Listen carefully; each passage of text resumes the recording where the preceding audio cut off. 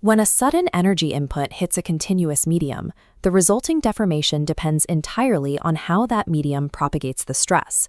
To analyze this propagation, engineers and seismologists use two primary tools: empirical Green's functions and transfer functions. Because both tools are used to characterize a system's response to an impulse, professional shorthand often treats these terms as interchangeable. This conflation is understandable, as both tools are designed to measure the same underlying physical behavior. However, the empirical Green's function and the transfer function are mathematically distinct tools that operate in different dimensions of data. The primary difference between the two lies in their operational domain. One describes the system in time, the other in frequency. To understand the implications of this difference, we have to look at the physical meaning of a Green's function and the mathematical bridge required to reach a transfer function. This requires moving past the complexity of structural noise and returning to the first principles of wave propagation. Failing to decouple the time and frequency domains compromises the mathematical clarity of a structural model. We begin with a purely theoretical mathematical space, a perfectly uniform grid at rest. Within this grid, we introduce the minimal unit of dynamic input, a single microscopic point of force or displacement. As energy transfers into the surrounding medium, it creates a perfectly uniform ripple that moves outward from the point of impact. This specific reaction, the total response of the system to a single point input, is what we define as the Green's function. It is the foundational building block for all structural analysis. It is the smallest possible unit of response. By identifying this one reaction, engineers can calculate how a continuous medium will behave under larger, more complex stresses. While mathematically perfect, this theoretical model lacks the inherent messiness of real-world materials like rock or concrete. The theoretical Green's function is a mathematical ideal, but for dynamic engineering to be useful, it requires measurable data from the physical world.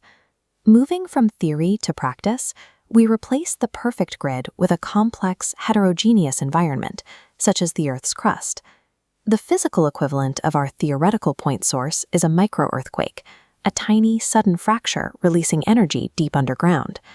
Sensors at the surface record the erratic energy released by this event as it travels through the ground over a specific duration. The data recorded by these sensors is the actual, observed waveform of the earthquake. We call this specific time series observation the empirical Green's function. This record is empirical because it is a measured baseline of the system's impulse response, capturing the actual path effects and noise of the site as they occurred. This waveform exists strictly within the time domain. When we use this recording exactly as it was captured, we are utilizing the empirical Green's function to track when energy arrives at our sensors. While the time domain record shows the sum of all energy, it does not easily reveal which specific vibrations pose the greatest risk to a structure. To extract that information, we use a mathematical operation to change our perspective: the Fourier transform. The Fourier transform acts as a mathematical filter, processing the raw time series data. As it sweeps through the signal, it pulls the complex wave apart into a series of pure, independent harmonic waves. These waves are then sorted and categorized based on their individual frequencies, measured in hertz.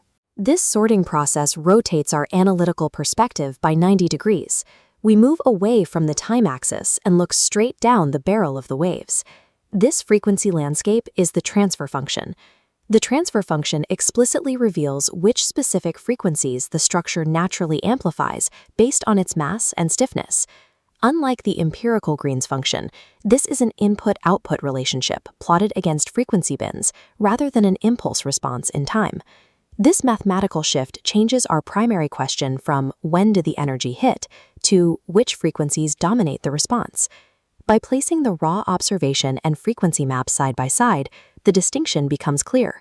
The empirical Green's function is the raw waveform of a small earthquake, used exactly as recorded in time. The transfer function is the evaluation of that same waveform's frequency-specific amplification. Because of this domain shift, an empirical Green's function is not the same thing as a transfer function. We can only reach a transfer function perspective by mathematically processing the empirical Green's function. The empirical Green's function remains the measured physical response in time. The transfer function is its frequency domain counterpart. Recognizing this strict mathematical decoupling ensures that structural models accurately differentiate between the timing of an impact and the frequency-driven resonance that follows.